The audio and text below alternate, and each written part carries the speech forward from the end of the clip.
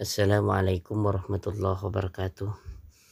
Anak-anakku kelas 4 yang Pak Guru sayangi, mari kita mulai pembelajaran bahasa Indonesia kelas 4 tema 8 subtema 1 dengan ucapan Bismillahirrahmanirrahim. Adapun tujuan pembelajaran kali ini yaitu Pak Guru berharap kalian memahami tentang teks fiksi, jenis cerita fiksi, dan jenis tokoh dalam cerita fiksi. Pengertian karangan fiksi. Karangan fiksi adalah karangan yang berisi yaitu kisah yang dibuat berdasarkan hayalan pengarang. Biasanya dibuat dalam bentuk novel atau cerpen yang berusaha menghidupkan emosi pembacanya. Selanjutnya yaitu ciri bahasa tulisan fiksi. Yang pertama yaitu bahasa tulisan fiksi bermakna denotatif, artinya bermakna sesungguhnya, konotatif, dan asosiatif. Yang kedua, tulisan fiksi bermakna ekspresif, yaitu membayangkan suasana pribadi pengarang. Dan yang ketiga yaitu bersifat sugestif, yaitu mempengaruhi pembaca. Yang keempat, plastis, yaitu bersifat indah atau menggugah perasaan pembaca. Selanjutnya yaitu jenis-jenis cerita fiksi. Yang pertama yaitu legenda, yaitu sebuah cerita asal-usul terjadinya tempat. Yang kedua dongeng, yang merupakan cerita yang tidak benar terjadi. Yang ketiga yaitu mite, yaitu cerita mistis. Yang keempat saga, yaitu cerita sejarah. Yang kelima yaitu epos, yaitu sebuah cerita kepahlawanan. Yang keenam yaitu jenaka, yaitu bentuk cerita lucu.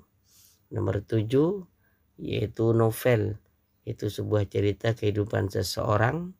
Nomor 8 yaitu fabel, yaitu cerita tentang binatang. Dan yang ke-9 yaitu cerpen atau dikenal dengan cerita pendek. Selanjutnya yaitu unsur pembangun sebuah cerita. Yang pertama dan yang paling utama yaitu adalah tokoh. Tokoh adalah seorang yang berperan dalam sebuah cerita. Untuk memunculkan konflik, maka setiap tokoh memiliki karakter, watak, sifat yang berbeda. Selanjutnya yaitu jenis-jenis tokoh dalam sebuah cerita.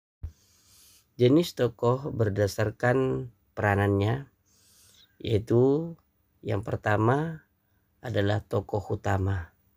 Tokoh utama yaitu tokoh yang paling dominan peranannya dalam sebuah cerita. Yang kedua yaitu tokoh sampingan, yaitu tokoh yang terlibat dalam cerita tetapi peranannya tidak begitu dominan. Kemudian berdasarkan karakter watak tokoh.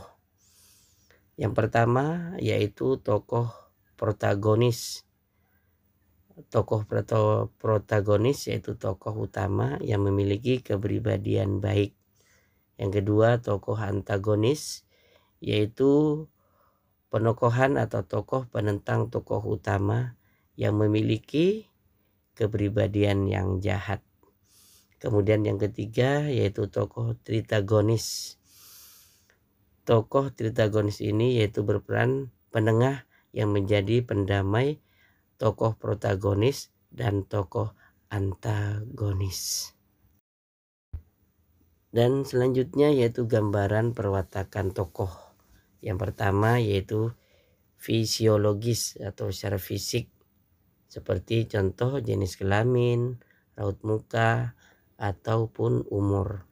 Yang kedua yaitu psikologis, yaitu psikis, kecerdasan, moral, dan keinginan.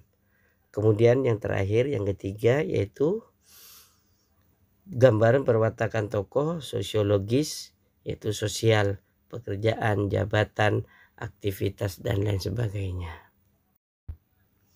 Nah, anak-anakku kelas 4 yang ada di rumah, itulah tadi pengenalan tentang